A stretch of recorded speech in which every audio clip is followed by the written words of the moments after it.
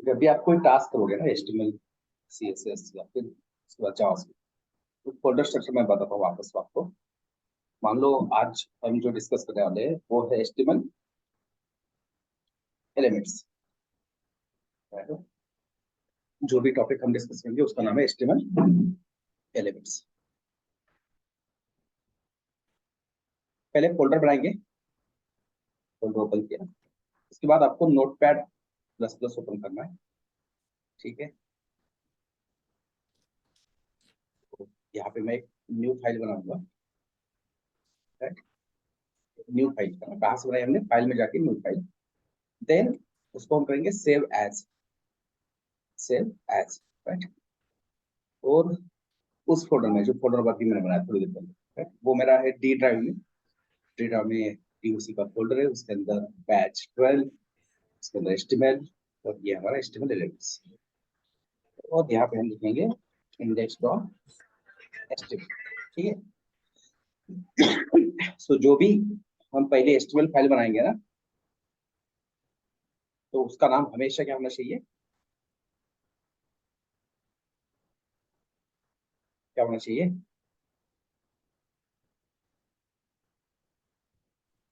index.html। index.html। ठीक है, then save,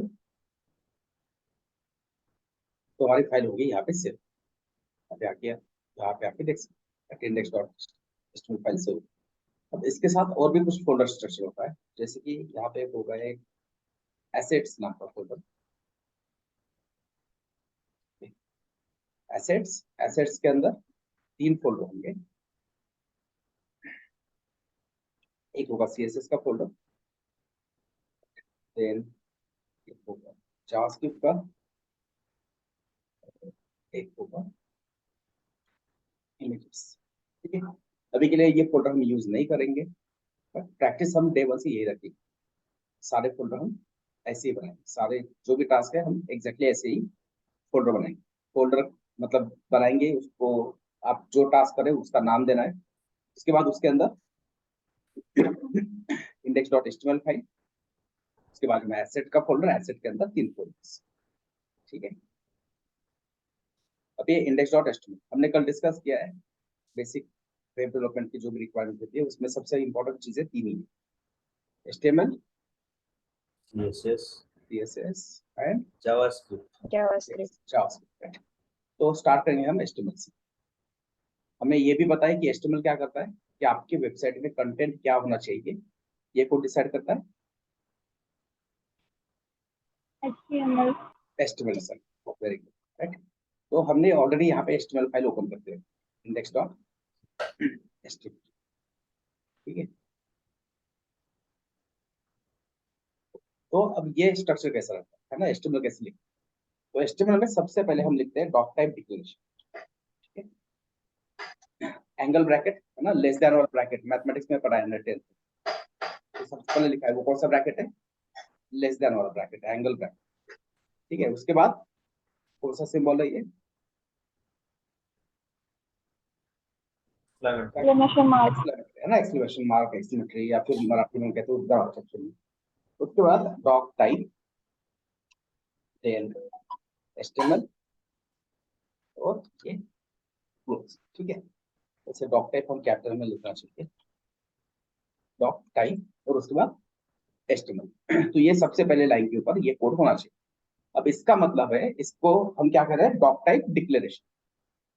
तो क्या कहते हैं, डॉक टाइप डिक्लेरेशन मतलब ये ब्राउजर को बताएगा कि HTML का कौन सा वर्जन हम यूज कर रहे हैं।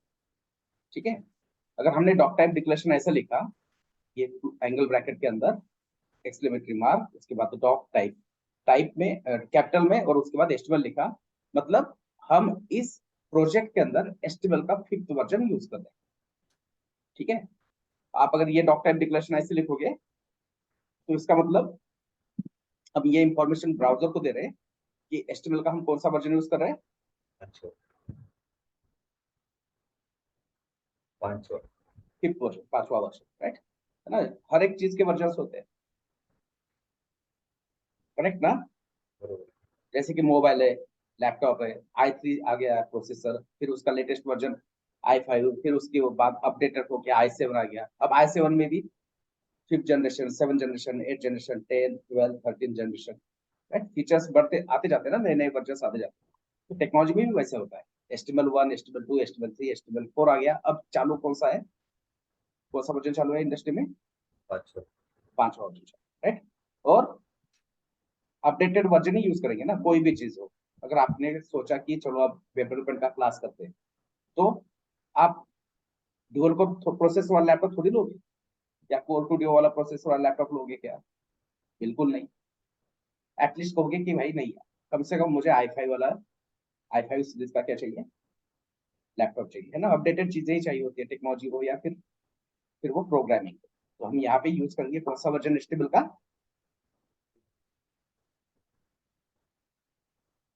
हेलो, हाँ फिफ्थ वर्जन, है ना? सुनाई दे रहा है ना? सर। राइट? हाँ सर। हाँ सर। एक्चुअली मैं क्वेश्चन पूछता हूँ तो सुनाई नहीं देता बैच में। अब तो मैं क्वेश्चन नहीं पूछ रहा हूँ, पिछले 4 साल का मेरा एक्सपीरियंस है। मैं जब भी क्वेश्चन पूछता हूँ ना, बैच को सुनाई नहीं देता। पता नहीं लैपटॉप का इशू है या हेडफोन का इशू है। अभी तुमने क्वेश्चन नहीं पूछा, मतलब सुनाई देना पड़ेगा, है ना? ठीक है, ये इसको व्यंग कहते हैं हिंदी में, ठीक है? तो उसके बाद हमें क्या लिखना है? HTML, सबसे पहले डॉक टाइप डिक्लेरेशन, उसके बाद HTML, ठीक है? और ये जो पूरा है ना, इसको कहते हैं HTML एलिमेंट, इसको कहते हैं एलिमेंट, राइट? अब मैं बताऊंगा थोड़ी देर में टैग क्या होता है, एलिमेंट क्या होता है। पहले पेज कैसे लिखना है ये हम डिस्कस करेंगे, ठीक है? अब ये HTML के अंदर और 2 एलिमेंट होते हैं, एक होता है हेड, एक होता है हेड, राइट? और एक होता है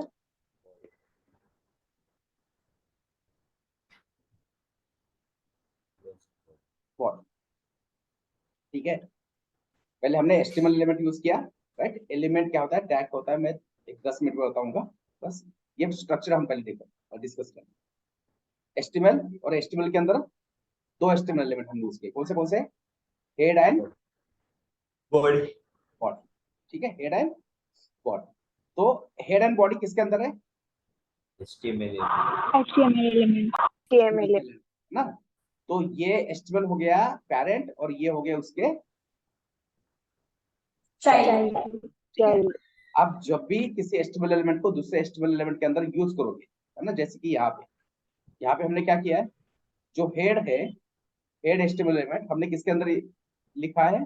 HTML के अंदर। तो वहां पे एक इनडायरेक्टली रिलेशनशिप क्रिएट होता है, उसको सीएसएस में हम डिस्कस करने वाले आगे जाके। तो जो बाहर वाला HTML एलिमेंट है वो होता है पेरेंट, और जो अंदर हमने लिखा है उसको हम कहते हैं चाइल्ड। चाइल्ड, ठीक है?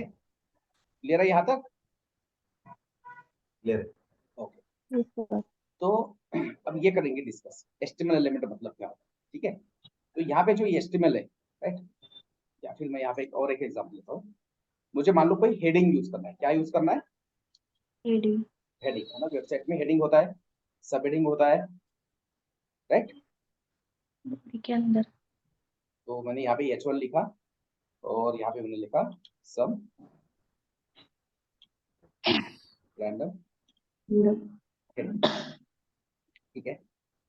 तो ये नोटपैड प्लस प्लस डाउनलोड करना है, ये हम करेंगे ओपन यहाँ से। इसको डबल क्लिक करता हूँ मैं, आ गया हेडिंग यहाँ पे, ठीक है? तो जो भी इंफॉर्मेशन हमें किसको देनी है, जो भी इंफॉर्मेशन हमें यूजर को देनी है, मतलब ब्राउजर के अंदर दिखानी है, राइट? जो भी इंफॉर्मेशन हमें कहाँ पे दिखानी है? ब्राउजर के अंदर, है ना? यहाँ पे दिख रही है हेडिंग। तो जो भी इंफॉर्मेशन हमें ब्राउजर के अंदर दिखानी है वो हम लिखेंगे बॉडी के अंदर, राइट? जो भी इंफॉर्मेशन हमें कहाँ पे दिखानी है, यूआई पे दिखानी है, ब्राउजर के ऊपर दिखानी है, वो लिखेंगे किसके अंदर? बॉडी के अंदर। और जो इंफॉर्मेशन हमें ब्राउजर को बतानी है, ठीक है, जो इंफॉर्मेशन यूजर को दिखानी है वो होगी बॉडी के अंदर। और कुछ इंफॉर्मेशन होती है जो हमें बतानी पड़ती है किसको? ब्राउजर। हमारा जो HTML पेज है वो कौन रन कर रहा है, कौन चला रहा है, किसके ऊपर रन किया हमने पेज? ब्राउजर दीजिए। ब्राउजर है ना, क्रोम ब्राउजर, राइट। तो जो इंफॉर्मेशन आपको ब्राउजर को देनी है वो हम लिखेंगे कहाँ पे, हेडिंग। जो इंफॉर्मेशन दिखानी है यूजर को, मतलब यहाँ पे ये स्क्रीन के ऊपर, वो जाएगी बॉडी के बॉडी अंदर। के जो इंफॉर्मेशन हमें ब्राउजर को देनी है वो जाएगी हेड के अंदर। अभी के लिए मैं एक ही एग्जांपल बताऊंगा क्योंकि हमें पता नहीं है, पहला ही सेशन है, बट ये चीज हमें समझ में आएगी। देखो ब्राउजर ने यहाँ पे क्या नाम बताया वेबसाइट का, इंडेक्स डॉट HTML। क्या दिखा रहा है ये, यहाँ पे क्या नाम है, इंडेक्स डॉट HTML। तो हम यहाँ पे क्या करेंगे, एक टाइटल करके HTML एलिमेंट है वो यूज करेंगे। और यहाँ पे एक्चुअली हमारे प्रोजेक्ट का नाम क्या है आज के, HTML एलिमेंट। तो यहाँ पे लिखेंगे हम HTML एलिमेंट्स। रिफ्रेश। चेंज किया, ब्राउजर ने अपडेट किया ना इंफॉर्मेशन। ब्राउजर पहले यहाँ पे टाइटल क्या दिखा रहा था इस वेबसाइट का, इंडेक्स डॉट HTML। अब क्या बता रहा है ये, HTML एलिमेंट। HTML elements. मतलब वही चीज मैं यहाँ पे बताना चाहता हूँ कि जो चीज आप ब्राउजर को बताना चाहते हो वो आप पुट करोगे किसके अंदर, हेड के अंदर। जो चीज आप बॉडी के मतलब यूआई पे दिखना चाहते हो, राइट, ब्राउजर के ऊपर यूआई के ऊपर दिखना चाहते हो, मतलब यूजर को दिखना चाहते हो, जो ये वेबसाइट यूज कर रहा है उसको दिखाना चाहते हो, राइट। तो वो सारा कोड जाएगा कहाँ पे, बॉडी के अंदर। ठीक है, ओके। अब डिस्कस करेंगे HTML एलिमेंट मतलब क्या है ना। HTML एलिमेंट जो लिखने का तरीका है वो कुछ इस तरह से होता है। पहले तो मैं एग्जांपल लिख देता हूँ जो हमने यूज किया था अभी।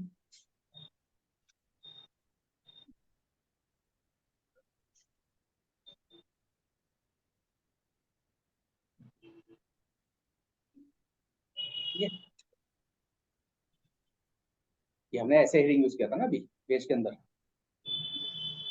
राइट। तो देखो वेबसाइट है, मतलब वेबसाइट में बहुत सारी इंफॉर्मेशन होती है, करेक्ट ना।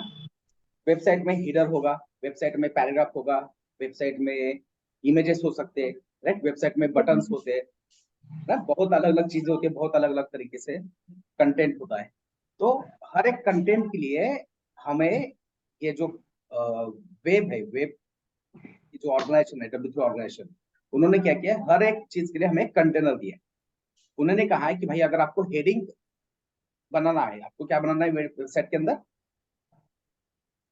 हेडिंग बनाना है, आप क्या यूज करो, H1 यूज करो। राइट, हेडिंग के लिए भी 6 टाइप है यहाँ पे, H1 H2 H3 H4 H5 H6, right.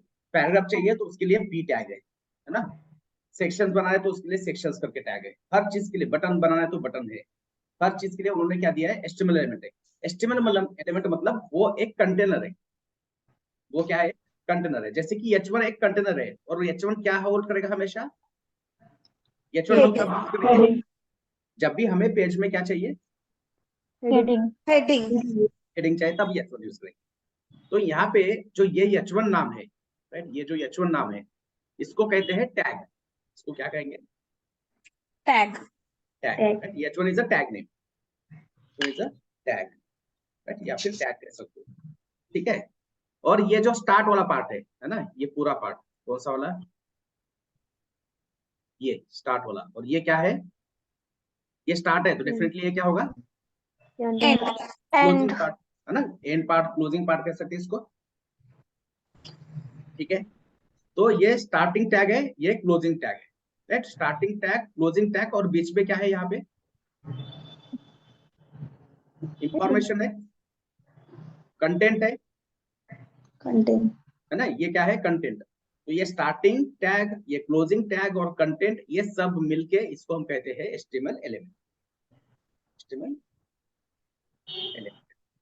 H1 क्या है, टैग है, या फिर आप इसको कह सकते हो टैग नेम।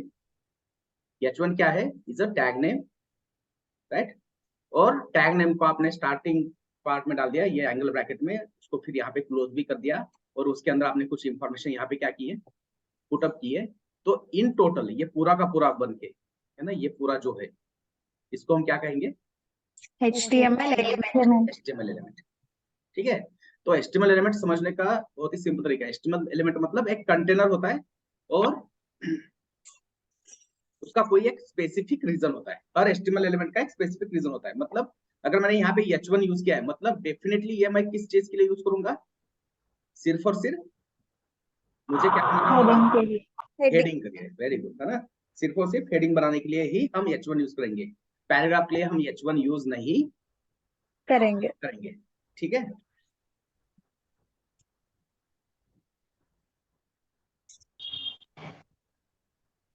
जैसे कि देखो हमारे घर में है ना, जब भी हम ग्रोसरी ग्रोसरी कहते हैं ना, किराना जो होता है उसको, राइट, ग्रोसरी लाते हैं तो हमारे घर में लेडीज होती है, मम्मी होगी, सिस्टर होगी, वाइफ होगी, तो वो ऐसा कभी नहीं करता ना कि ग्रोसरी ला दी चलो एक ही कंटेनर में डाल दिया, शक्कर भी एक में है, नमक भी एक में, मिर्च भी, मसाला भी सब एक में, ऐसा होता है क्या? नहीं. नहीं, हर एक चीज के लिए क्या किया है, वहां पे भी बहुत बड़ा मैनेजमेंट होता है, प्लानिंग करके रखा है कि ये शक्कर का कंटेनर है, ये नमक का, यहाँ पे मिर्च, ये मसाला होगा, राइट। हर एक चीज का क्या होता है, कंटेनर होता है, और उसमें वही स्पेसिफिक चीज क्या होगी, वही स्पेसिफिक ग्रोसरी का आइटम क्या होगा उसमें जाना चाहिए। अगर गलती से भी मेरे हाथ से चीज चेंज हो गई तो फिर क्या होना था, गाली खानी पड़ती है ना। तो वैसे ही यहाँ पे HTML में होता है, राइट। हर चीज के लिए क्या दिया है उन्होंने, एक स्पेसिफिक HTML एलिमेंट दिया है, राइट। जैसे हेडिंग बनाना है तो हमारे पास 6 HTML एलिमेंट है। अगर मुझे पैराग्राफ बनाना है तो उसके लिए भी एक पैराग्राफ करके HTML एलिमेंट है, राइट। तो ये H1 मतलब सिर्फ अगर हमने यहाँ पे H1 लिखा, यहाँ पे सिर्फ हमने क्या लिखा, H1, तो वो क्या हो गया, Heading. Tag name, Tag name. है ना, ये टैग का नेम है। और H1 को आपने स्टार्टिंग ये ब्रैकेट में डाल दिया, यहाँ पे इसको क्लोज कर दिया, और उसके अंदर आपने कुछ कंटेंट डाल Information. दिया, इंफॉर्मेशन डाल दी, कंटेंट डाल दिया, तो उसको हम कहते हैं HTML element. HTML element. ठीक है, अब क्लियर है HTML टैग और HTML एलिमेंट, क्लियर है सर। ठीक है। अब देखते हैं कि हमें H1, H2, H3 ऐसे कौन से HTML एलिमेंट दिए गए, ठीक है। सर हाँ सर हाँ सर अभी डॉक टाइप HTML है ना, हाँ, उसके नीचे सर एक लाइन छोड़ने का है, 2 लाइन, ये फिक्स रहता नहीं है ऐसा सर? कुछ नहीं है, नहीं ऐसा कुछ भी नहीं है, और राइट। सर मैंने ऐसे छोड़ दिया है, लाइन छोड़ना सब कोई कहीं पे भी मैंडेटरी नहीं। और दूसरी बात है सर, अभी हेड है ना, अभी हाँ हेड के आगे टाइटल है, नीचे हाँ निचली लाइन। हाँ, हाँ तो वो एक टैब स्पेसिंग होना चाहिए, हाँ राइट। देखो ये पेरेंट है, पेरेंट के अंदर हमने क्या लिखा है, वेरी गुड क्वेश्चन, राइट। मैंने हेड लिखा है, तो हेड लिखते वक्त मैंने क्या किया है, यहाँ पे एक स्पेस दे, स्पेस छोड़ टैब दिया है, टैब राइट। टैब। एक टैब स्पेस छोड़ दिया है। अब हेड के अंदर टाइटल यूज किया हमने, तो टाइटल भी लिखते वक्त मैंने क्या किया है, यहाँ पे एक टैब स्पेस छोड़ दिया, राइट। ये टैब स्पेसिंग बहुत ही इंपॉर्टेंट है, राइट। अगर आपने ऐसे बिना टैब स्पेसिंग के कैसे भी उल्टा पुल्टा लिख दिया कोड और आपने बता दिया मेरा काम हो गया, डेवलपर को दे दिया, आपके सीनियर डेवलपर को, टीम लीडर को, हाँ तो वो उल्टा फेंक के मारेगा अपने मुंह पे, राइट। तो ये टैब स्पेसिंग बहुत जरूरी है, ठीक है। देखो मैंने ये चीज मैंने बताया नहीं, बट लिखते वक्त मैंने कैसे लिखा है, प्रॉपर टैब स्पेसिंग मैंने क्या किया, फॉलो किया ना, राइट। ये मैंने बताना चाहिए था बट ये मैं मिस कर गया, राइट। तो टैब स्पेसिंग फॉलो करना है। अब H1 के अंदर इसका कंटेंट है, यहाँ पे भी हमने क्या यूज किया है, एक टैब, एक्स्ट्रा टैब एक टैब स्पेसिंग, ठीक है। तो अब H1 है, उसके बाद हमें और भी हेडिंग टैग मिले हैं, जैसे कि H1 के बाद क्या आएगा, H2. H2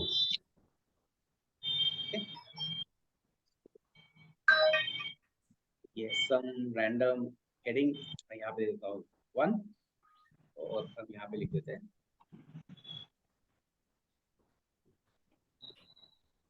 ठीक है।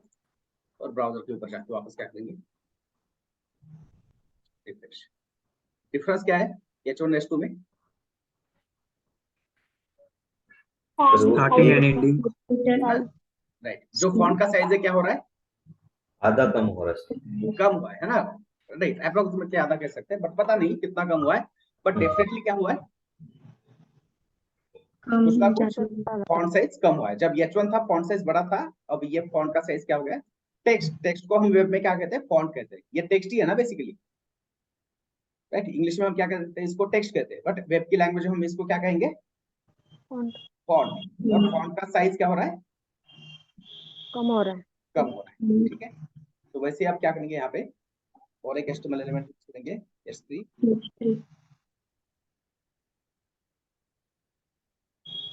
some random id ठीक है, 3, यहाँ पे रिफ्रेश करते हैं, refresh फॉन्ट साइज क्या हो गया, और भी कम हो गया, कम हो गया, कम हो गया, डिक्रीज हो गया, यस, है ना। फॉन्ट साइज क्या हो रहा है, जैसे जैसे हम H1 H2 H3 करते करते बढ़ते जा रहे हैं ना, फॉन्ट साइज उल्टा क्या हो रहा है, कम हो रहा, कम हो रहा कम हो रहा है, ठीक है। तो ऐसे ही यहाँ पे H4, देखो मैं पूरा का पूरा टाइप कर रहा हूँ, कॉपी पेस्ट बिल्कुल नहीं कर रहा हूँ, और आपने भी पूरा का पूरा टाइप करना है ना। चाहे तो मैं यहाँ पे कॉपी पेस्ट कर सकता था, ये पूरा का पूरा यहाँ पे उठा के कॉपी करके 3 को 4 कर सकता था, बट नहीं कर रहा हूँ मैं वैसे। हाँ, बस ये थोड़ा सा यहाँ पे मैं आलस कर रहा हूँ टाइप करने में, राइट। अब ये H4 यूज किया है, रिफ्रेश क्या हो गया, प्रोसेस और भी कम हो गया, है ना। तो मतलब एक चीज हमें समझ में आ रही है कि जैसे ही हम H1 की तरफ से H2 H3 H4 करते करते कहाँ तक जाएंगे, H7 6 S6 है ना, लास्ट क्या है, H6 है सर। S6 है, ठीक है। तो जैसे हम S6 तक जाएंगे, फॉन्ट साइज क्या होते जा रहा है, कम धीरे हो धीरे रहा है, कम हो रहा है, ठीक है। यहाँ पे हम लिख दिया 5, और मैं दोनों में लिख देता हूँ अभी, H6 6। अगर कल का सेशन किसी का मिस हुआ है तो रिकॉर्डिंग मैंने ग्रुप पे डाली है, और नहीं है रिकॉर्डिंग तो मैं वापस आज ग्रुप पे दोनों रिकॉर्डिंग डालूंगा, देख लेना दोनों रिकॉर्डिंग, ठीक है। तो जैसे हम H1 की तरफ से H6 की तरफ जा रहे हैं, फॉन्ट साइज धीरे धीरे ग्रेजुअली क्या हो रहा है, कम हो रहा है, कम होते जा रहा है। आवाज क्लियर है ना मेरी, जी सर क्लियर है, हाँ सर आ रहा है। तो ये तुम्हारा नेटवर्क का इशू होगा शायद, कुछ लोगों को आवाज नहीं आ रहा है, मतलब डेफिनेटली उनका नेटवर्क का इशू, ठीक है। देखो, हेडिंग अगर हमें वेबसाइट में यूज करना है तो हमें सिर्फ और सिर्फ क्या करना है यूज, यही 6 HTML एलिमेंट्स यूज करने हैं। HTML एलिमेंट्स कौन से हैं, H1 H2 अभी सर 7th नंबर का हेडिंग यूज करना है तो नहीं करना आता है। नहीं कर सकते, ये डिफाइंड नहीं है ना, प्री डिफाइंड नहीं, राइट। जो भी ऑर्गेनाइजेशन है जिन्होंने ये सारे रूल्स एंड रेगुलेशन बनाए ना, उन्होंने हमें बताया कि भाई अगर आपको हेडिंग यूज करना है तो आपके पास इतने ही क्या है HTML elements, H1 to right, H7 प्रो में भी UI दिखेगा, बट वो HTML एलिमेंट एग्जिस्ट ही नहीं, ठीक है। ओके सर, अब मुझे यहाँ पे कोई पैराग्राफ यूज करना है, राइट। तो पैराग्राफ के लिए हमारे पास है P टैग, कौन सा टैग है, P फॉर पैराग्राफ। तो पैराग्राफ के लिए एक ही टैग है, कौन सा, P, ठीक है।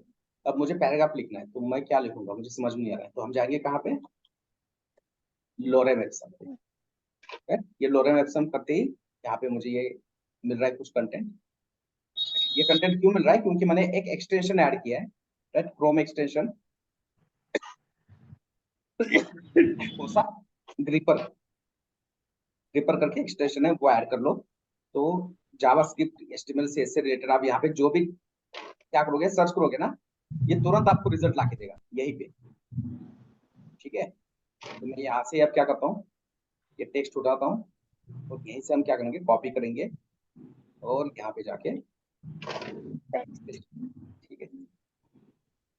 ये फॉर्मेट का यहाँ पे थोड़ा सा पंगा है,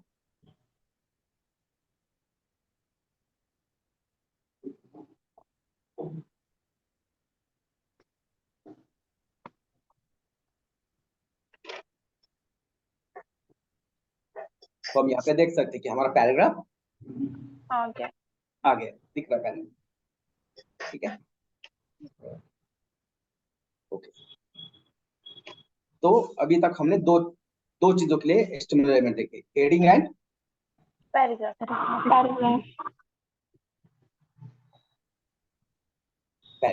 ठीक है। अब यहाँ पे और एक इंपॉर्टेंट चीज मैं बताना चाहता हूँ, मान लो अब यहाँ पे हमने क्या लिखा, P टैग लिखा, हमने क्या लिखा, P tag. पी टैग, ठीक है। H1 के एग्जैक्टली नीचे मैंने पी टैग लिखा है, उसके अंदर में मैं क्या कर रहा हूँ, टेक्स्ट क्या डाल रहा हूँ, सम रैंडम Heading. हेडिंग ठीक है। और उसको राइट, ये अभी समझ में आ रहा है हेडिंग नहीं है, है ना, देखने से पता चल रहा है कि ये हेडिंग नहीं है, क्योंकि नहीं। हेडिंग का फॉन्ट साइज, फॉन्ट क्या होता है, थोड़ा सा बोल्ड है, नहीं है हाँ.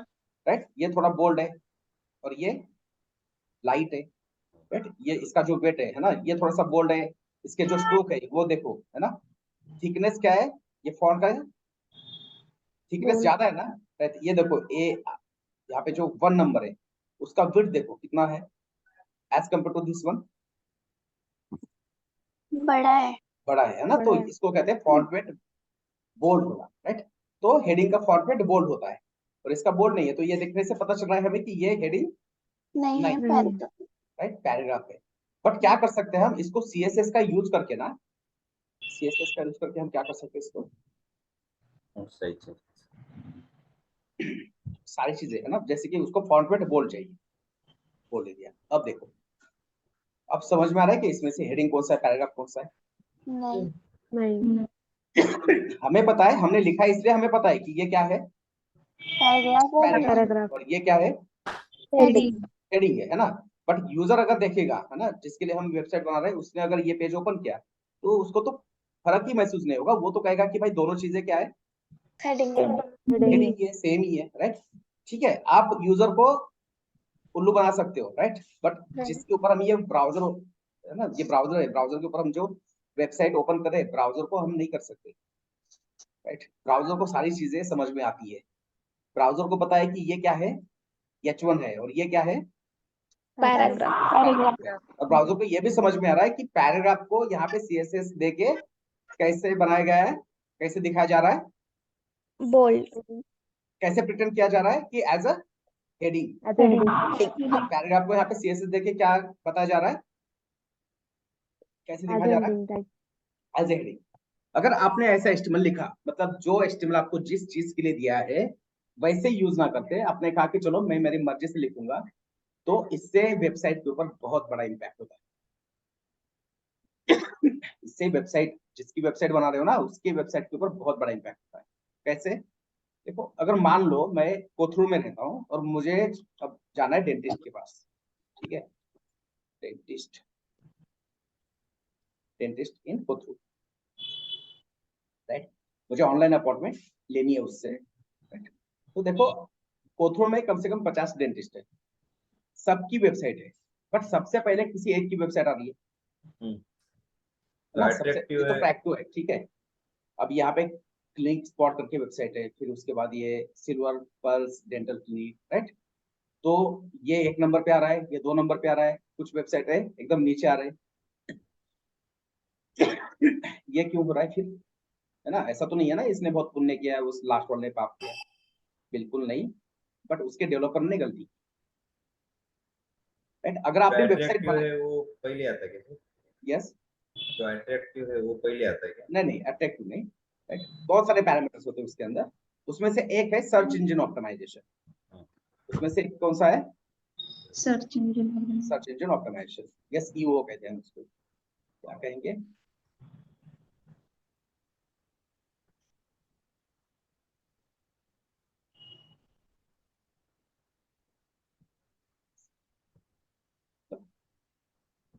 Search optimisation. मतलब अगर आपने कोई वेबसाइट बनाई और किसी ने गूगल सर्च कर लिया, तो अगर आपकी वेबसाइट का सर्च इंजन ऑप्टिमाइजेशन बढ़िया है तो वो वेबसाइट दिखेगी सबसे ऊपर, और आपकी वेबसाइट का सर्च इंजन ऑप्टिमाइजेशन अगर अच्छा नहीं है, घटिया है, तो वो दिखेगी एड में दिखेगी, या फिर जाएगी वो किसी और पेज के ऊपर, है ना। जैसे हम सर्च करते जा रहे हैं, तो ये देखो नीचे नीचे बहुत ही सर्च हो रहा है, बट इतना स्क्रॉल कोई करता है क्या, आपने गूगल सर्च कर दिया, गूगल सर्च करने के बाद हम हमेशा क्या करते हैं, टॉप के 2-3 जो सर्च आ रहे हैं हम क्या करेंगे, वही देखेंगे ना, हम कभी नीचे स्क्रॉल करते हुए जाते हैं क्या, नहीं, बिल्कुल नहीं ना। मतलब अगर आपने वेबसाइट बनाई किसी एक के लिए और वो वेबसाइट ये पेज के ऊपर नहीं दिख रही है, तो उस वेबसाइट का मतलब ही नहीं है, वो वेबसाइट होते हुए भी ना के बराबर है। क्यों? क्योंकि उसका सर्च इंजन ऑप्टिमाइजेशन सही नहीं है, और सर्च इंजन ऑप्टिमाइजेशन सही होने के लिए सबसे पहली चीज होती है कि जो एचटीएमएल एलिमेंट आपको जिस चीज के लिए दिया है उसी के लिए यूज करो। अगर आपको किसी वेबसाइट का सर्च इंजन ऑप्टिमाइजेशन क्या करना है, अच्छा करना है, सुधारना है, तो हमें क्या करना पड़ेगा? सबसे पहली चीज, as a front end developer, it's our responsibility to use proper HTML element. मतलब जो एचटीएमएल एलिमेंट जिस चीज के लिए दिया गया है उसी के लिए उसका क्या करना है, यूज करना है। बट मैंने यहाँ पे क्या किया है, मैंने यहाँ पे क्या गलती की, मैंने हेडिंग के लिए किसको यूज किया है यहाँ पे? Paragraph. Paragraph, right. But paragraph किसके लिए दिया है हमें? पी टैग किसके लिए दिया है? पैराग्राफ पैराग्राफ के लिए। तो मैंने यहाँ पे सिमेंटिक एचटीएमएल नहीं यूज किया। मतलब सिमेंटिक एचटीएमएल मतलब जो एचटीएमएल एलिमेंट जिस चीज के लिए दिया है उसी के लिए यूज करना है, नहीं किया है तो इस वेबसाइट का सर्च इंजन ऑप्टिमाइजेशन डेफिनेटली क्या होगा? कब होगा? खराब होगा, राइट। ठीक है, तो इसलिए जो एचटीएमएल एलिमेंट हमें जिस चीज के लिए दिया है उसी के लिए हम क्या करेंगे, उसको यूज करेंगे। ठीक है, क्लियर है ये?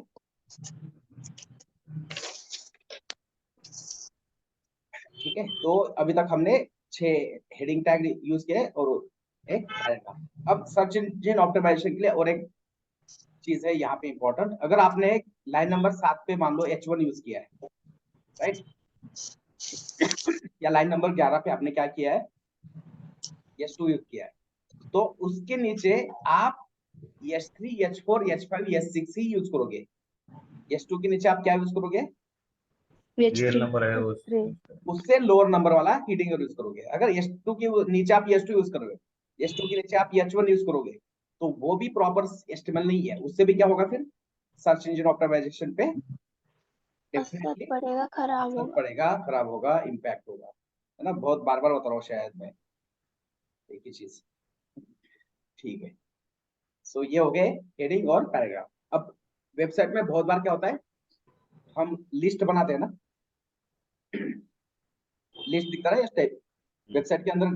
हर बार कहीं ना कहीं आपने देखा होगा कि लिस्ट होती होगी। जैसे कि फ्लिपकार्ट के ऊपर गए, आपने कोई मोबाइल को सिलेक्ट किया, तो मोबाइल का जो स्पेसिफिकेशन होता है वो भी क्या होता है,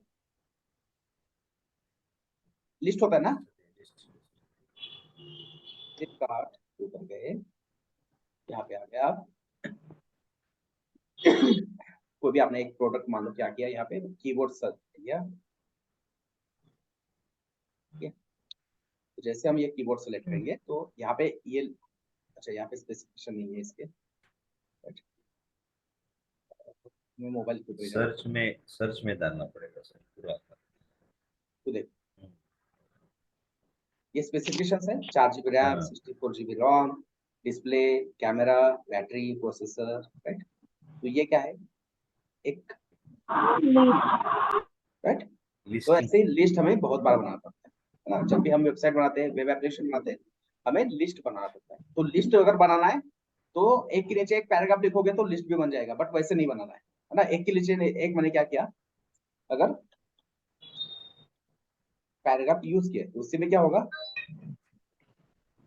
लिस्ट बन जाएगा ना। इससे भी यूजर को कैसे समझ में आ रहा है कि हमने क्या एस्टिमेट यूज किया है, राइट। यूजर को तो समझ में नहीं आएगा, बट ये चीज किसको समझ में आएगी, ब्राउजर को। ब्राउजर को समझ में आएगी। ब्राउजर को समझ में आ रहा है कि भाई यहाँ पे इन्होंने क्या किया, गलत तरीका यूज किया है। लिस्ट बनाने के लिए क्या यूज किया है, पैराग्राफ, और ये ऐसा नहीं होना चाहिए, राइट। तो लिस्ट बनाना है तो लिस्ट के लिए भी हमें प्रॉपर एचटीएमएल एलिमेंट दिए, राइट, यूज करना है। ठीक है, तो ये मैं यहाँ से हटाता हूँ। अब 2 तरीके की लिस्ट है, एक होता है बिना नंबरिंग वाला लिस्ट, बिना ऑर्डरिंग वाला, है ना, जिसको कुछ नंबर्स नहीं होते, कुछ नहीं होता, राइट। जब भी हम लिस्ट बनाते हैं जनरली क्या करते हैं, नंबर डालते हैं ना। पर एक लिस्ट के पहले क्या होता है, नंबरिंग होता है, 1 2 3 4, फिर वो रोमन होगा या इंग्लिश होगा, देवनागरी होगा, कभी कभी अल्फाबेट्स भी यूज करते हैं, ABCD, राइट। तो वहां पे कुछ ना कुछ क्या होता है, उसको ऑर्डरिंग कहते हैं ना। लिस्ट बनाते हैं तो एक तरीका होता है ऑर्डरिंग और एक तरीका होता है बिना ऑर्डर के, ऐसे लिख दिया। तो एचटीएमएल के अंदर भी 2 दो तरह से हम लिस्ट बना सकते हैं, एक होता है ऑर्डर लिस्ट, एक होता है unorder list. Unorder, right. UL मतलब अनऑर्डर लिस्ट। राइट, मतलब अनऑर्डर लिस्ट, ठीक है।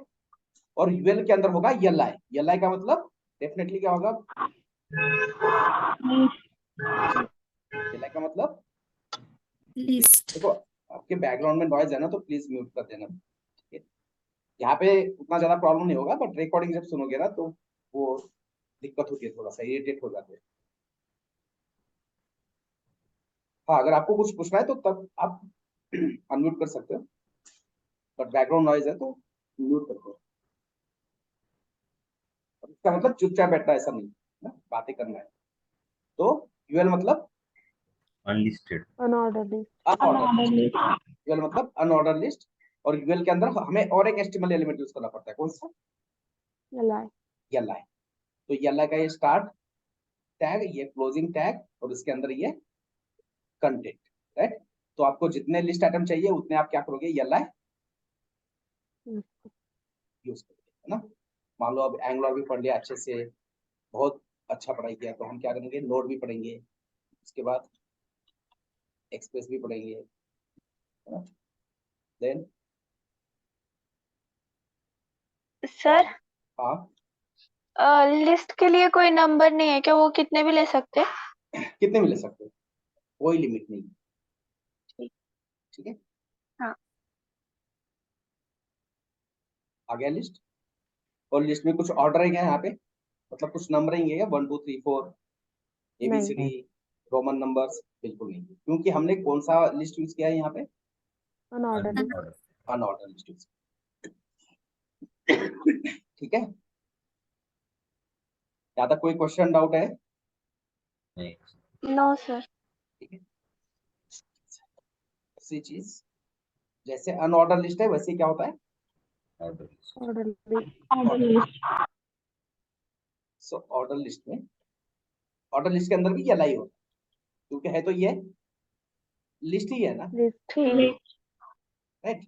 अनऑर्डर हो या ऑर्डर हो, है तो क्या ये लिस्ट है। यहाँ पे भी आएगा अनऑर्डर लिस्ट। तो यहाँ पे हम क्या पढ़ेंगे, अब 4 5 साल हो गए तो AWS करो, क्लाउड टेक्नोलॉजी करो, इसके बाद क्या कर सकते हो, DevOps पढ़ सकते हो ना, बहुत सारी चीजें पढ़ सकते हो। तो यहाँ पे मेरे पास दो ही ऑप्शन है, मैंने दो डाल दिए, अनऑर्डर लिस्ट में AWS DevOps। यहाँ पे जाकर पेज रिफ्रेश करो, तो यहाँ पे देखो क्या आ रहा है, नंबरिंग आई। नंबरिंग आ रहा है ना, क्योंकि दिस इज ऑर्डर, डिफॉल्ट। ये डिफॉल्ट नंबर है, ये चेंज भी कर सकते हैं। इसकी जगह मुझे देवनागरी चाहिए, रोमन चाहिए, अल्फाबेट्स चाहिए, कैपिटल अल्फाबेट्स चाहिए, या लोअर केस चाहिए, स्मॉल अल्फाबेट चाहिए, ये सारी चीजें हम कर सकते हैं। पर थोड़ा सा टाइम लगेगा, हमें 2 4 दिन लगेंगे वहां तक जाने, ठीक है, क्योंकि ये पहला ही दिन है हमारा स्टेप। तो यहाँ तक कोई डाउट है, कोई क्वेश्चन, ठीक है। जी सर। अब इसके बाद आपने बहुत बार देखा होगा कि आप एक पेज के ऊपर से दूसरे पेज के ऊपर जाते हो, किसी एक टेक्स्ट होता है, उस टेक्स्ट को क्लिक करने के बाद क्या होता है, हमेशा हम एक पेज के ऊपर से दूसरी पेज के ऊपर जाते हैं, या फिर एक वेबसाइट के ऊपर से हम कहाँ पे जाते हैं, दूसरे पेज या वेबसाइट में जाते हैं। तो मान लो मुझे अब कोई अच्छी वेबसाइट बननी है, राइट। तो बेसिकली जब हम बिगिनर लेवल पे हैं तो हम पढ़ेंगे wschool.com ना, फ्रेशर लेवल के लिए ठीक ठाक है वेबसाइट। तो ये एक वेबसाइट मैं हमेशा पढ़ूंगा, मैं अगर आपकी एक जगह पे हूँ तो। उसके बाद एक मीडियम करके वेबसाइट है, इसके ऊपर मैं डेफिनेटली अकाउंट बनाऊंगा। अकाउंट बनाना कोई बड़ी बात नहीं है, फेसबुक तो आप यूज करते होंगे, फेसबुक के ऊपर भी अकाउंट बनाया है, तो सेम यहाँ पे आके ईमेल आईडी डालना है, अकाउंट बनाना है। और अकाउंट बनाते वक्त आपको कहना है, वो पूछेगा कि आपको कौन सी सब्जेक्ट में इंटरेस्ट है, तो आप यहाँ पे बता सकते हो कि मुझे ये सब्जेक्ट में इंटरेस्ट है, राइट। जैसे मैंने यहाँ पे software engineering, mathematics, technology, angular, TypeScript, Node.js, RxJS, तो ये मेरे टॉपिक्स है, राइट। यहाँ पे और भी टॉपिक्स है नीचे, मे बी वहाँ पे रिएक्ट भी होगा, HTML CSS बूटस्ट्रैप सारी चीजें होंगी, राइट। तो ये मैंने टॉपिक्स मैंने सेलेक्ट किए थे जब मैंने इसके ऊपर अकाउंट बनाया था, राइट। और डेली यहाँ पे आपको ईमेल आएगी, जैसे कि ये आज का है 7 अक्टूबर को ये आया था मेल, RxJS प्लस एंगुलर, है ना, माइक्रो टास्क व्यू, ये जावास्क्रिप्ट से रिलेटेड कुछ कंसेप्ट है। तो यहाँ पे आना चाहिए। अभी आप बहुत ही बिगिनर लेवल पे हो तो ये वेबसाइट 1 महीने के लिए आप अवॉइड कर सकते हो, बट अगर जैसे हमारा जावास्क्रिप्ट का 1 महीने का सिलेबस हो जाएगा, HTML का नहीं, जावास्क्रिप्ट की बात कर रहा हूँ मैं, जैसे ही हम जावास्क्रिप्ट का 1 महीने का सिलेबस हो जाएगा तो आपको यहाँ पे आना ही, और यहाँ पे आके आपको डेली ब्लॉग्स पढ़ने हैं यहाँ पे, ठीक है। हमें इंडस्ट्री में अपडेट रहना पड़ता है ना, हर महीने में कुछ ना कुछ चेंज होता है, इंडस्ट्री में टेक्नोलॉजी चेंज होती है, अपडेट आते रहते हैं, तो वो कहीं से हमें इंफॉर्मेशन मिलनी चाहिए ना, राइट। अब यहाँ पे रवि है 7 महीने के लिए, रवि बताएगा। इंडस्ट्री में जाओगे, IT में जॉब करने जाओगे, वहां पे कौन बताएगा? अपडेटेड रहना पड़ता अपडेटेड रहना पड़ता है, पढ़ना पड़ता है डेली, राइट। तो ये वेबसाइट है सबसे बड़ी वेबसाइट, बढ़िया वेबसाइट मीडियम, ठीक है। और भी 3-4 वेबसाइट है मैं बताऊंगा जो आपने हमेशा पढ़नी चाहिए, दिन में कम से कम 2 घंटे 2.5 घंटे इसके ऊपर आपका रीडिंग होना चाहिए। जितना ज्यादा पढ़ोगे उतना नॉलेज अच्छा होगा, ठीक है। अभी के लिए तो हमने W3 स्कूल ले लिया। अब मैं क्या करना चाहता हूँ कि मैं मेरे पेज में एक यहाँ पे टेक्स्ट डालना चाहता हूँ, और उसको क्लिक के ऊपर क्या होना चाहिए, कौन सी वेबसाइट ओपन होनी चाहिए? w3school.com ओपन करना है मुझे, ठीक है। तो हम यहाँ पे जाएंगे। अगर आपको आपके पेज में कोई एक्सटर्नल वेबसाइट का लिंक ऐड करना है तो उसके लिए है हमारे पास एंकर टैग। उसके लिए है कौन सा टैग हमारे पास? ये एंकर टैग। Anchor tag. और इसके क्लिक के ऊपर हमें जाना कहाँ पे? गो टू, कहाँ पे जाना है? W3 W3 क्या हो गया ये? अरे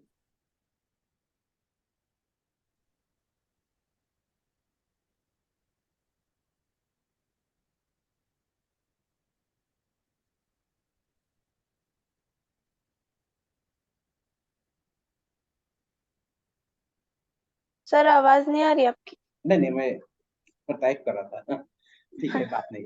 ओके, सो अगर इसके ऊपर क्लिक के ऊपर हमें क्या कहाँ पे जाना है? w3school.com, ठीक है। अब मैं यहाँ पे आऊंगा, मैंने पेज रिफ्रेश किया, राइट। अब यहाँ पे पढ़ रहे हो कि भाई गो टू w3school.com, आप क्लिक करो, बट कुछ हो रहा है क्या? नहीं नहीं कुछ भी नहीं हो रहा है, राइट। क्योंकि यहाँ पे आपने टेक्स्ट डाल दिया, यूजर को समझ में आ रहा है कि इसके क्लिक के ऊपर कहाँ पे जाएगा, ये W3 स्कूल को। W3 बट ये वेबसाइट के ऊपर से W3 स्कूल की वेबसाइट के ऊपर लेके जाने वाली जो फंक्शनलिटी है ना, वो एड्रेस काम हम नहीं कर रहे, वो काम कौन करेगा? आपका ब्राउजर एंकर करेगा। कौन करेगा? ब्राउजर ब्राउजर करेगा। तो ये इंफॉर्मेशन हमें किसको बतानी पड़ेगी?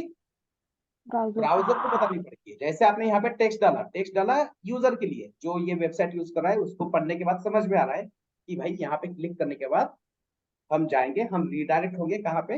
w3school.com के ऊपर, राइट। बट ये हमें ब्राउजर को भी बताना पड़ता है कि भाई अगर यूजर आके इस एंकर टैग को अगर क्लिक करता है तो उसको इस पेज के ऊपर से लेके जाना है कहाँ पे? w3school.com के ऊपर। तो उसके लिए ये जो एंकर का जो स्टार्टिंग पार्ट है ना, उसमें हम लिखेंगे एक href करके एक कीवर्ड है, और उसके अंदर हमें ब्राउजर को बताना है कि कौन से वेबसाइट के ऊपर लेके जाना है। href के अंदर हमें क्या लिखना है? w3school.com। तो मैं यहाँ से सीधा क्या करूंगा, ये URL कॉपी और यहाँ पे आके पेस्ट। तो ये जो href है, अब ये href बताएगा ब्राउजर को। यहाँ पे ब्राउजर को कौन बता रहा है कि इसके href क्लिक के ऊपर w3school.com के ऊपर लेके जाना है? कौन बता रहा है ब्राउजर को? href। और href को हम कहते हैं, ये जो href है, is nothing but attribute। href क्या है? एट्रीब्यूट, ठीक है। ओके, अब ये जो मैंने लिखा है href एट्रीब्यूट, ये चीज मैंने क्यों लिखी है? हमारे लिए लिखी है ना, हमारे पर्पस के लिए, हमें समझ में आना चाहिए या फिर हमें याद में रहना चाहिए कि href क्या है? एट्रीब्यूट। ये हमें ब्राउजर के ऊपर नहीं दिखाना था, ये हमें ब्राउजर के ऊपर दिखाना है क्या? नहीं नहीं, है ना, ये हमने हमारे लिए लिखा है, इसको कहते हैं कमेंट्स, है ना। जो चीज कोडिंग करते वक्त हम चाहते हैं कि भाई ये अगर हम फ्यूचर में भूल गए तो यहाँ पे आने के बाद पढ़ने के बाद हमें क्या होना चाहिए, रिकॉल होना चाहिए कि एचआरएफ क्या है, एट्रीब्यूट है। एट्रीब्यूट का मतलब क्या है? It gives some information information of information of HTML element to browser. browser, right. Attribute का मतलब क्या है? ये ब्राउजर को कुछ इंफॉर्मेशन देता है, जैसे कि यहाँ पे एचआरएफ एट्रीब्यूट क्या इंफॉर्मेशन दे रहा है कि अगर कोई यूजर आके इस एंकर टैग को क्लिक करेगा तो उसको कहाँ पे रिडायरेक्ट करना है? w3school.com मतलब ये ब्राउजर को इंफॉर्मेशन कौन दे रहा है? ये एचआरएफ दे रहा है। HRF इसलिए हम एचआरएफ को क्या कहेंगे? attribute attribute. एट्रीब्यूट मतलब it gives some information of HTML element to browser। browser browser. But ये जो मैंने पूरा लिखा है ये किसके लिए लिखा है? हमने हमारे लिए लिखा है, हमारे अंडरस्टैंडिंग के लिए लिखा है, ताकि अगर बाद में हमने ये कोड पढ़ा तो ये हमें रिकॉल हो जाए अगर भूल गए तो इसको कहते हैं कमेंट। और ये कमेंट ब्राउजर के ऊपर हमें नहीं दिखा होता, तो वो चीज हम डालते हैं किसके अंदर? ऐसे, राइट। एंगल ब्रैकेट, एक्सक्लेमेटरी, फिर हाइफन हाइफन, और जहां पे आपका कमेंट खत्म होता है वहां पे भी वापस हाइफन हाइफन, एंगल ब्रैकेट।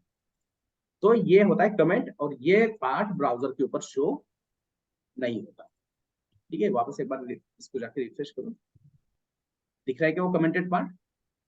नहीं नहीं, है ना। ये ओएल के बाद सीधा क्या दिख रहा है?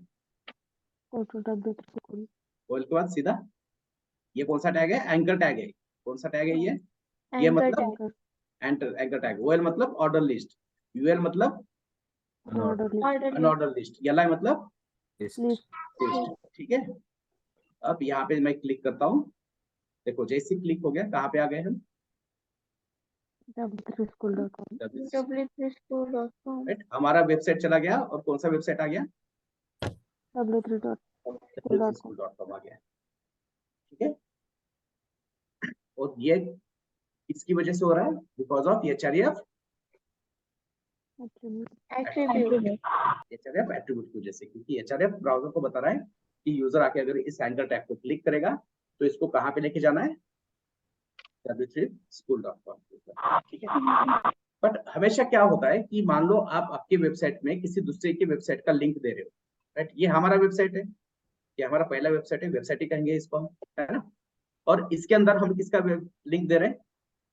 w3school का। w3school हमारे वेबसाइट का पार्ट है क्या? नहीं। ये मान लो आपका प्रोडक्ट है, कोई प्रोडक्ट बनाया आप बेच रहे हो इसके ऊपर, ये वेब एप्लीकेशन के ऊपर, तो w3school आपकी वेबसाइट का पार्ट है क्या?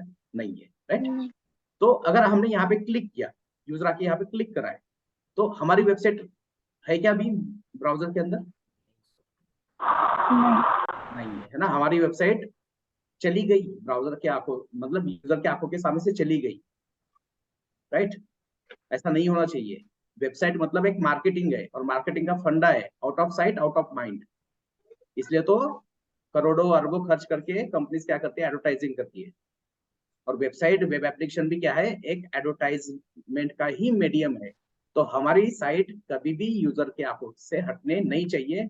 अगर यूजर ने इसको क्लिक किया, हमारी साइट चली गई, तो वापस उस साइट के ऊपर यूजर कभी नहीं आए, है ना। हम यूट्यूब के ऊपर जाएंगे आज, बहुत अब एनर्जी होती है, दूसरा सेशन है, एचटीएमएल से सर्च करेंगे, सीएसएस सर्च करेंगे।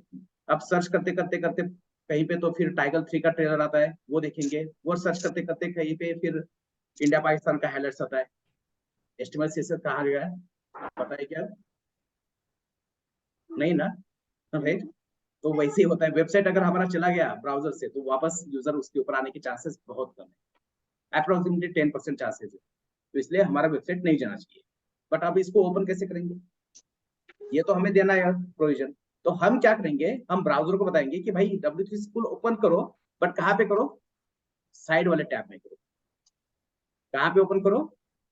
साइड वाले टैब में साइड वाले टैब में। मेरा पेज, मेरी वेबसाइट मुझे ब्राउजर पे चाहिए। आपको w3school ओपन करना है, करो, बट कहाँ पे करो? साइड वाले टैब में। तो हम क्या करेंगे यहाँ पे? और एक एट्रीब्यूट लिखेंगे, और एक एट्रीब्यूट लिखेंगे। कौन सा? टारगेट। ठीक है, टारगेट। और उसकी वैल्यू होगी अंडरस्कोर ब्लैंक। उसकी वैल्यू क्या होगी? अंडरस्कोर। Underscore blank. ठीक है, अब देखते हैं। पेज रिफ्रेश कर लिया हमने। और देखो ये टैब, अब इसके बाद में कोई भी टैब नहीं है, मैं W3 स्कूल को ओपन कर रहा हूँ। जैसे मैंने क्लिक किया, हमारी वेबसाइट अभी भी ब्राउजर के ऊपर है और W3 स्कूल कहाँ पे ओपन हो गया? उसके टैब में। साइड वाले टैब में हो गया, ब्राउजर बाजू वाले टैब में हो गया, राइट। तो अगर आपने एंकर टैग यूज किया है और आपको ब्राउजर को बताना है कि ये जो एंकर टैग के अंदर हमने जो HRF की वैल्यू लिखी है, जो भी वेबसाइट है वो कैसे ओपन होनी चाहिए, तो उसके लिए कौन सा एट्रीब्यूट है? टारगेट। Target, target. है ना। ब्राउजर को कैसे पता चला कि ये W3 स्कूल जो वेबसाइट है वो साइड वाले टैब में ओपन होनी है? किसने दी ये इन्फॉर्मेशन ब्राउजर को? टारगेट। Target, right. क्योंकि टारगेट के अंदर वैल्यू क्या लिखी है हमने? Underscore blank. ब्लैंक। ठीक है। यहाँ तक कोई क्वेश्चन डाउट है? नहीं सर। नहीं सर। ठीक है। सर ये HREF और टारगेट, ये कोई स्पेशल बोले तो इसका रॉन्ग फॉर्म है या ये टैग नेम है?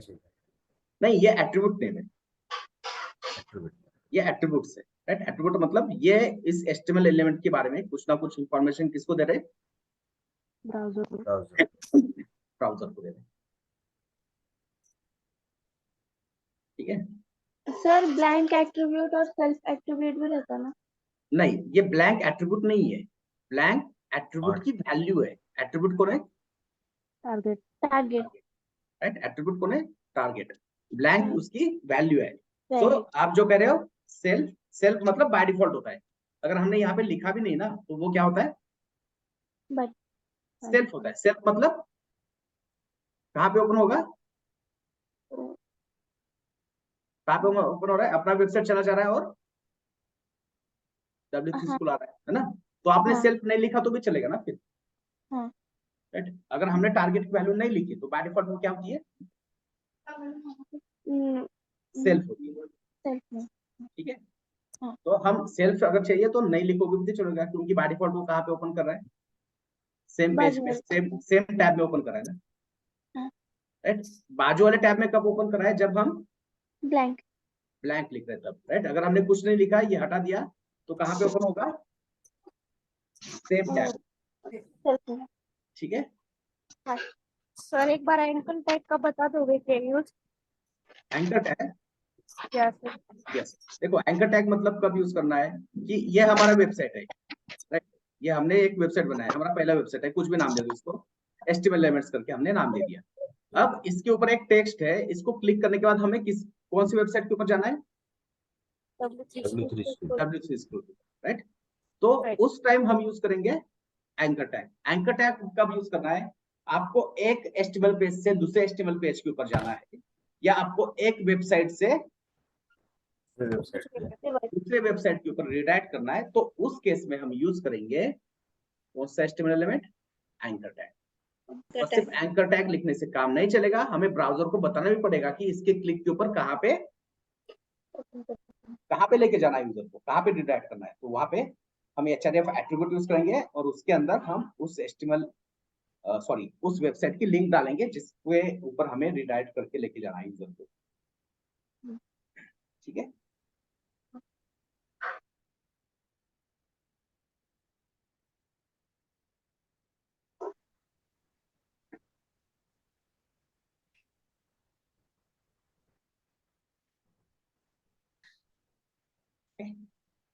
तो अभी के लिए आज इतना ही डिस्कस करेंगे, बाकी के HTML एलिमेंट कल कंटिन्यू करते हैं। अब देखो होमवर्क टास्क होता है अपना, तो जो भी हम यहाँ पे चीजें डिस्कस करें, हर एक के 5-5 एग्जाम्पल आपको बनाने हैं। हर एक के आपको 5-5 एग्जाम्पल बनाने हैं, ये मैंडेटरी है। ठीक है, ये अपना सिलेबस का पार्ट है, राइट। ये करना ही है, ये मैंडेटरी है, सारी चीजें जो भी हम कहेंगे टास्क। उसके बाद आपको आपके खुद के नोट्स, हैंड रिटन नोट्स बनाने हैं हर चीज के, राइट। नोट्स मेरे से नहीं मिलेंगे। At the end of session मैं आपको इंटरव्यू के क्वेश्चंस दे दूंगा, मेरे पास 600-700 क्वेश्चंस विथ प्रॉपर आंसर्स है, ठीक है, बट मैं सही टाइम आने के बाद दे दूंगा, अभी नहीं।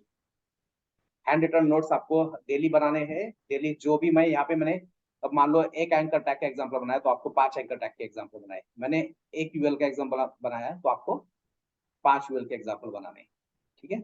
ये मैंडेटरी है, ये हर दिन हम नहीं बताएंगे, मैं नहीं बताऊंगा कि आज का टास्क क्या है।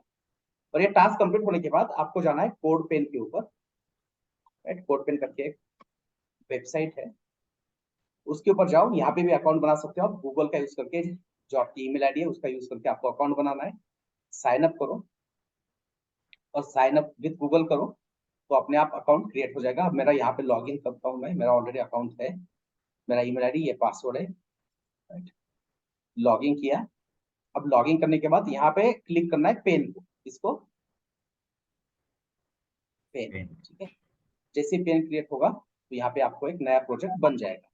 अब ये अनटाइटल जो है यहाँ पे लिखो, किस चीज की प्रैक्टिस कर रहे थे हम आज? HTML HTML एलिमेंट्स, ठीक है। देन आपको आना है ये नोटपैड के ऊपर, नोटपैड के ऊपर पूरा कोड नहीं उठाना है, बॉडी के अंदर का जितना भी कोड है ना, बॉडी के अंदर का जितना भी कोड है वो कॉपी करना है यहाँ से और यहाँ पे आपको पेस्ट करना है और आपको सेव करना है। अभी तक यहाँ पे कोई लिंक क्रिएट नहीं हुआ है, अब जैसे मैं इसको सेव करता हूँ एक लिंक क्रिएट हो जाता है, तो हो गया लिंक क्रिएट, राइट। तो आपका कोड यहाँ पे दिखेगा, आपका आउटपुट भी मुझे यहाँ पे दिखेगा, अगर कुछ फीडबैक देना है तो मैं ये तुरंत यहाँ से देख के आपको बता सकता हूँ, ठीक है। तो ये चीजें मैंडेटरी है, जितने भी हम चीजें डिस्कस करेंगे सेशन में उसके कम से कम 5 एग्जाम्पल बनाने, राइट। अगर आपके पास टाइम है, बहुत दिन भर टाइम है, स्टूडेंट हो, कॉलेज थोड़ा सा कम होता है, तो 5 की जगह 25 बनाओ, जितना ज्यादा प्रैक्टिस करोगे उतना ज्यादा अच्छा मास्टरी आएगा आपका, बट मिनिमम 5 एग्जाम्पल बनाने हैं। उसके बाद हैंड रिटन नोट्स, मैं नोट्स के चाहे तो आपको एक डेमो नोट्स किसी प्रीवियस बैच के स्टूडेंट के सेंड करता हूँ, कैसे उन्होंने नोट्स बनाए थे, राइट। नोट्स बनाने का पर्पस क्या है कि देखो, रेडीमेड नोट्स से बेनिफिट नहीं होता, ये करके देखा है हमने। जब हम खुद से नोट्स बनाते हैं तो एक इंसान की फोटोग्राफिक मेमोरी होती है ना, जो फिल्मों में देखते हैं हम, हीरो ऐसा मैप देखता है और फाड़ के फेंक देता है और कहता है कि मेरे दिमाग में छप गया मैप, उतनी तो नहीं होती एवरेज इंसान की फोटोग्राफिक मेमोरी होती है। और वो कब एक्टिवेट होती है? जब हम लिखते हैं कोई चीज, अगर हमने खुद से लिखी और उसको हमने अगर 4-5 बार पढ़ लिया तो उसकी जो मेमोरी में स्टोर होने की कैपेसिटी है ना वो ज्यादा होगी, बहुत देर तक वो क्या होगी हमारे मेमोरी में स्टोर होगी। तो इसलिए नोट्स भी मैंडेटरी है। उसके बाद ये लिंक आपको कॉपी करके ग्रुप पे भेजना है, 2 दिन में मैं आपको एक एक्सेल बना के दूंगा सबके नाम का, उस एक्सेल में आपको ये लिंक्स शेयर करने हैं, वहीं पे जाके मैं आपके जो टास्क है वो चेक करूंगा, ठीक है।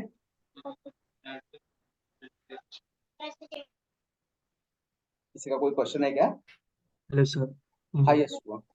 सर मेरा एक क्वेश्चन है, जो भी हमने अभी इंडेंटेशन देखा था जैसे हाँ कि H1 और H2, तो हम्म। इट इज स्पेसिफिक या फिर हम टैब की मदद से मतलब उसके यूज से डायरेक्टली यूज कर सकते हैं? नहीं नहीं, क्वेश्चन नहीं समझा मैं, वापस एक बार बताओ। मतलब टैब पुट करके हम डायरेक्टली इंडेंटेशन क्रिएट कर सकते हैं या फिर हमें स्पेस देख के नहीं अलोकेट नहीं, करना होगा? ये खुद से टाइप करना है, इसलिए तो मैं क्या कह रहा हूँ कि क्या यूज करो,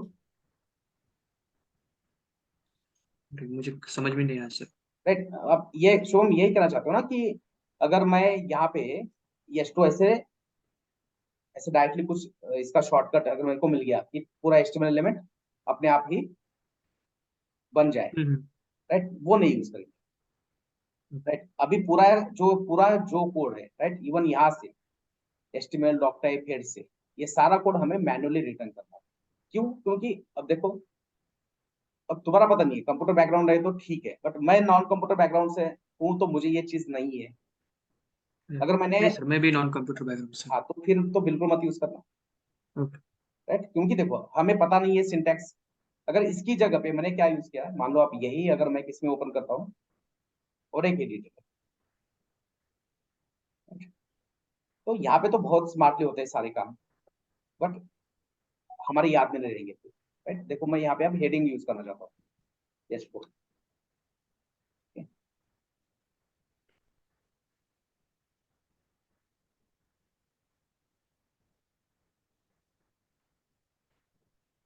तो अभी तो नहीं करना है, जब तक मैं नहीं बताऊंगा मत करना, राइट? अगर आप बताओगे, आप यूज करोगे, तो ये आपका ही लॉस। आप मेरे साथ नहीं, सर अपने ओके सर, ठीक अपने आप के साथ चीटिंग करोगे, है, ओके राइट? सर, कोई बात है ना? ऐसे वाले शॉर्टकट कहना चाहते हो ना आप, ये यूज नहीं नहीं। नहीं करना। शॉर्टकट नहीं सर, मेरा मानना जो हाँ इंडेंटेशन रहता है ना, स्पेसिंग रहता है हाँ ना हाँ, आगे का, तो अच्छा अच्छा, मतलब हाँ, टैब से हम डायरेक्टली नेक्स्ट लाइन के ऊपर आते हैं, राइट?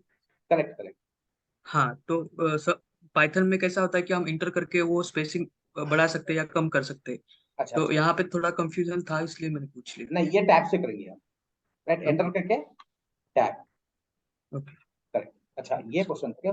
मैंने कुछ अलग ही समझ लिया। No right, sir. Hello enter sir. करके टैब यूज करेंगे यहाँ पे, राइट? हेलो। और कोई दूसरा एडिटर यूज मत करना अभी के लिए, नोटपैड प्लस प्लस ही ओके सर, ठीक है यूज सर, करना। Thank you.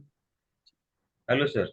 हाँ सर अभी ये नोटपैड में बना के पूरा खाली बॉडी का पार्ट जो है हाँ, वो यस, क्वाड पेन में डालने का है। Correct correct. वो आपके जैसे बोले तो डी में जो TUC12 हाँ, वो तो उसको वैसे करेंगे ना, आप फोल्डर खोलोगे, आपका लोकल पे रहेगा ये कोड।